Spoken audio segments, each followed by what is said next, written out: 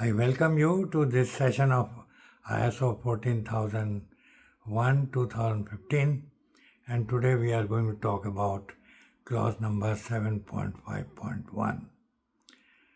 This is under documented information under clause 7.5. So as usual, first of all, I'll read out the requirement to you as given in the standard. Clause 7.5.1 General. The organization's environmental management system shall include A and B. There are 2 points in this. A. Documented information required by the international standard. And B. Documented information determined by the organization as being necessary for the effectiveness of the environmental management system. So A and B, these are the 2 points, and there is a note below which says extent of documented information for an environmental management system can differ from one organization to another due to the size of the organization and the type of activities, processes, products and services. The need to demonstrate fulfillment of its compliance obligations. And next is the complexity of processes and their interactions. And next, the competence of persons doing work under the organization's control. So that's all in this clause. This is a small clause. Now let us talk in more detail about this clause. Well, as the topic says, it is on documented information. And documented information is anything that is documented with respect to the system, with respect to the environmental management system, or the records maintained for the environmental management system. So documented information includes both the documentation of the system and also the records for the system. So the organization's environmental management system shall include A and B. There are 2 points in this. A says documented information required by the international standard. So the international standard, the clauses spell out what is required as documented information. So accordingly, we have to maintain that documented information. Now these could be the records of processes or process control sheets or anything, or the records pertaining to the system carried out for delivering the product or the service to the client. And B is documented information determined by the organization as being necessary for the effectiveness of the environmental management system.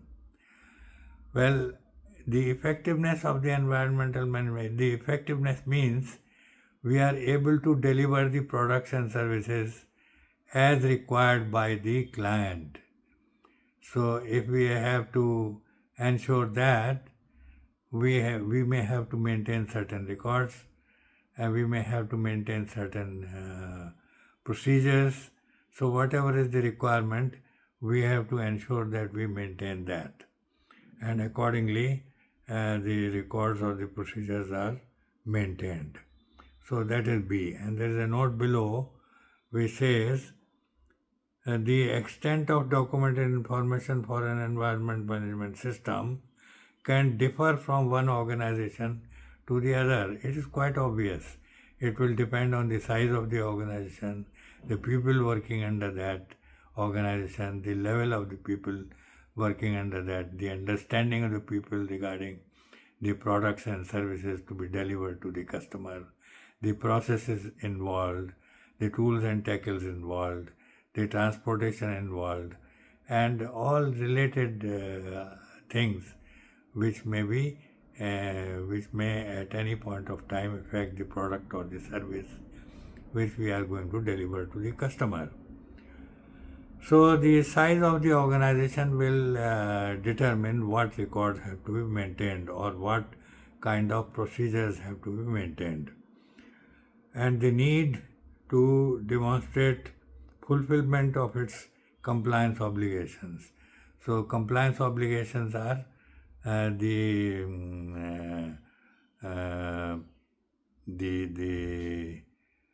things which we have chosen for compliance. That means aspects and impacts which we have chosen for compliance, and those impacts which involve legal requirements.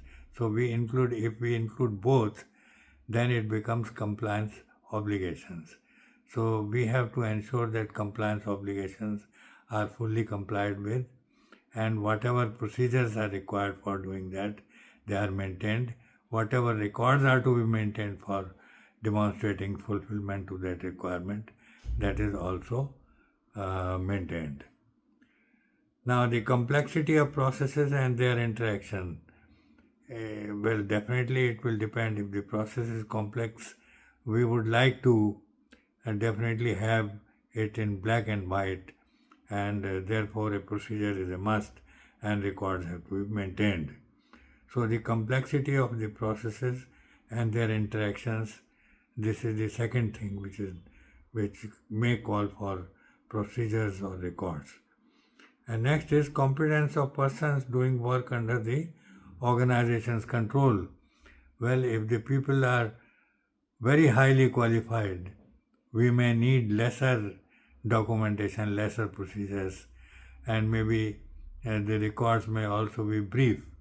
But wherever we have any doubt with regard to the competence of the people, we may like to maintain complete procedures, complete records, so that we are able to check the effectiveness of the processes carried out and the actions carried out according to the procedures. So accordingly, we will have to maintain the records. Now, that's all in this particular clause, and we have discussed it completely and fully. But by any chance, if there is anything which is not clear to you, please give your comment below this video so that I may explain to you once again, and nothing remains which is not clear to you as far as this particular clause is concerned. And also, if you are liking my videos, please give me a thumbs up, give me a like, and also share my videos with your friends and colleagues so that they may also take advantage of whatever is being discussed between us. And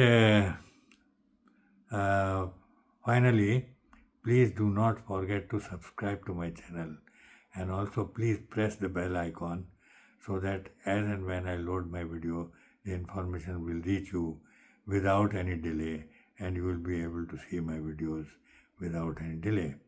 So thank you very much for watching my videos, and next time we shall be discussing clause number 7.5.2, which is 7.5.2, which is creating and updating. So clause 7.5.2 will be discussed on next Sunday.